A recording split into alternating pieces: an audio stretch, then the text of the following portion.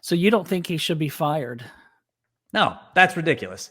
I think one of my other takeaways from this year is how really good of a head coach Kyle Shanahan is. Yeah. There are a lot of things that you don't see on paper that I think are associated with a really good leader.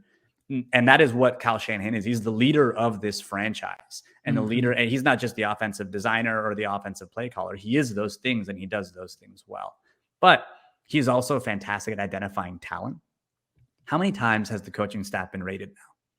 Like they've been rated so many times on offense and on defense. And he's found Robert Saleh. He's found DeMeco Ryans. He's found, Mike LaFleur. He's found Mike McDaniel. Now Bobby Slowick is getting poached. Like he just knows how to find these players. And I'm certainly not saying that he's on the same level as Bill Walsh, but that's how the Niners sustained their dynasty in the 80s, because Bill Walsh always found a bench of people that were there that he could develop, that could carry on the things that he knew worked. You've got George Seifert on defense, but Ray Rhodes is also on defense. You also have Shanahan on offense.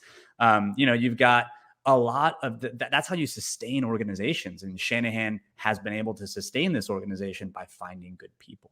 The way the locker room is built, the way the locker room is tight, all that stuff is from deliberate choices that they've made at the leadership level to get the Niners to a place where they can sustain excellence.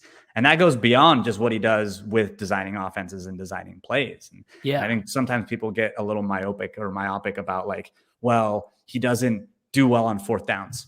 No, he's behind the curve when it comes to fourth down decision making. He is. And he's not as aggressive as we would want him to be. Right. But that in the context of the larger things that it takes to be a good head coach is just one of many facets. And he just ticks so many boxes that he is one of, I think, the 5 best coaches in the NFL.